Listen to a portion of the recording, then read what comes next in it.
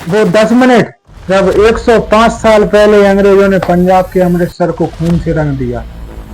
अंग्रेजों ने धनाधन गोलियां चलाकर अंग्रेजी हुकूमत ने हजारों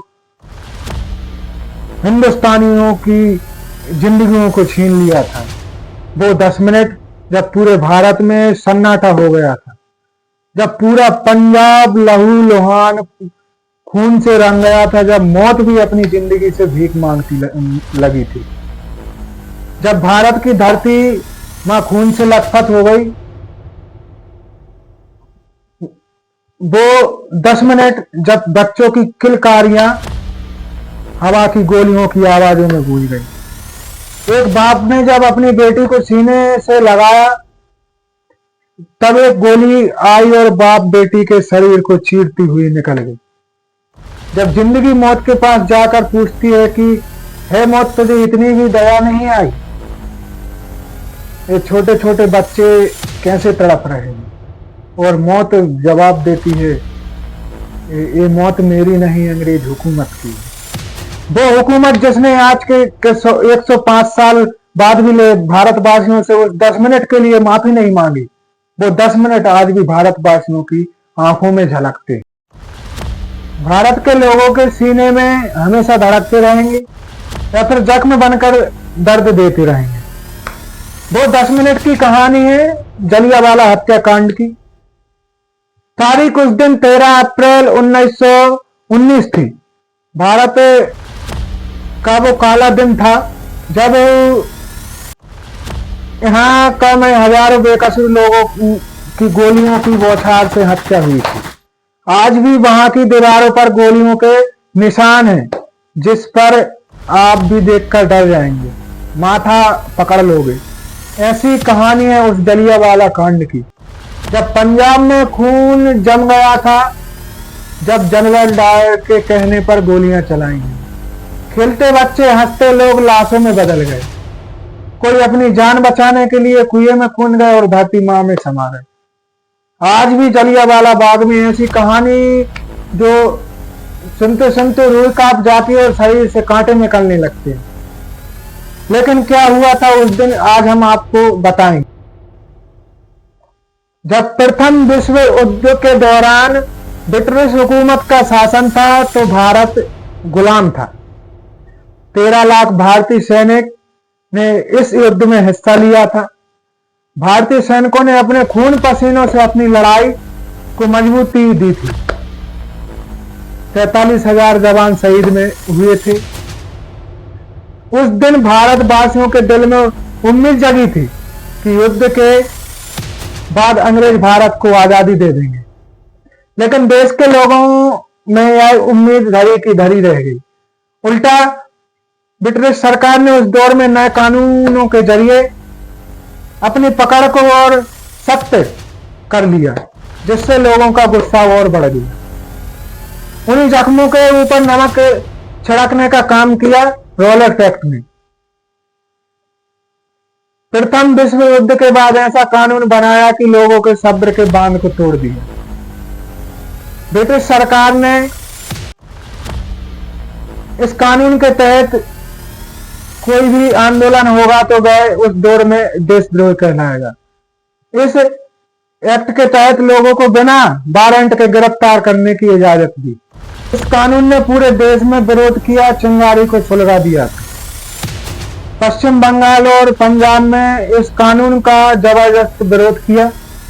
उस समय के बड़े नेता लोगों को एकजुट कर रहे थे, लेकिन अंग्रेजों ने गिरफ्तार कर लिया। इस गिरफ्तारी ने लोगों को भड़का दिया और जोर शोर से नारेबाजी करने लगे। जनता अपने नेताओं की रिहाई की मांग करने लगी। जब पंजाब में लोग बेकाबू होने लगे तो सरकार ने मार्शल लॉ लागू कर दिया और फिर आया वो काला दिन, साल 13 अप्रैल 1919। अमृतसर के जलियांवाला बाग के लोग एक शांतिपूर्ण समाज की सभा करने के लिए तैयार हो रहे थे।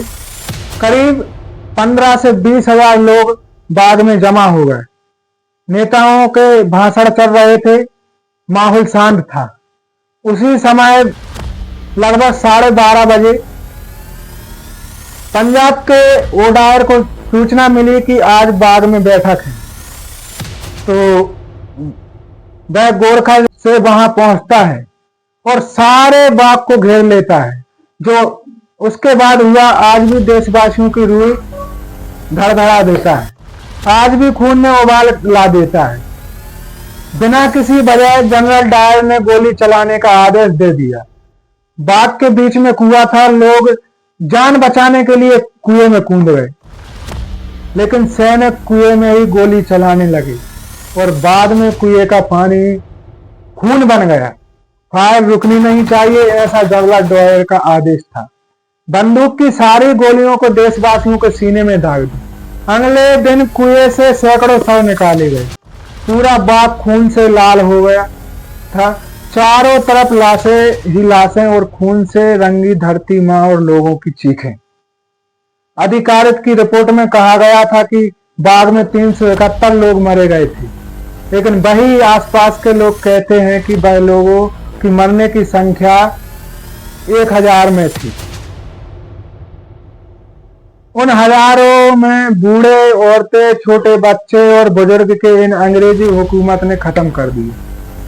और आपको जानकर हैरानी होगी कि अंग्रेजी हुकूमत ने आज तक इसके लिए माफी नहीं मांगी। हालांकि भारतवासियों के सीने में जो आग लगी थी वो बुझी नहीं थी, और 21 साल बाद 13 मार्च सन 1940 को लंदन के एक हॉल में एक मीटिंग चल रही थी, जो जनरल डायर ने कहा था कि मुझे जलियांवाला कांड का कोई पछतावा नहीं, अगर मुझे फिर से मौका मिला तो मैं दोबारा कर सकता हूं। तो फिर उसके बाद क्या हुआ, उसी मीटिंग हॉल में बैठा एक शख्स बंदूक निकालता और सीने पर चला देता है। डायर की वहीं पर मौत हो जाती है। गोली मारने वाले शख्स का नाम ऊधम सिंह था। गोली मारने के बाद ऊधम सिंह हंसते रहे, मुस्कुराते रहे, फिर उसके बाद अपने आप को सिलेंडर कर दिया। बदले की आग को बुझाने के लिए ऊधम सिंह भारत से लंदन गए थे और वहां डायर को मारकर ऊधम ने इस आग को बुझा दिया। 11-12 साल की उम्र में ऊधम सिंह वही थे जहां बाग में गोलियां चल रही थी। इस घटना ने उनके जीवन पर असर डाला था। 2 दशक के बाद इस घटना का बदला लिया। यह घटना ना कि अंग्रेजी की क्रूरता को बताती है, यह कहानी यह भी बताती है कि हमारे पुरखों के बलिदान की आजादी की लड़ाई में कितने रहे। जलियांवाला बाग का वो ऐसा दिन है कि कभी भुलाया नहीं जा सकता। इस कहानी में उन लोगों का जिक्र करना था जो लोगों ने बलिदान दिया था। ये कहानी देश की होती है, इसमें हमारे पुरखों ने बलिदान दिया था। जब आप आपस में लड़े मरे, हिंदू मुसलमान करें, तो ये सोचिए कि 10 आजादी को हमने कितनी मुश्किलों में पाया है। देश को बांटने की जगह देश को जोड़ने, बचाने की अप्रदा की ऊर्जा को जाया कीजिए।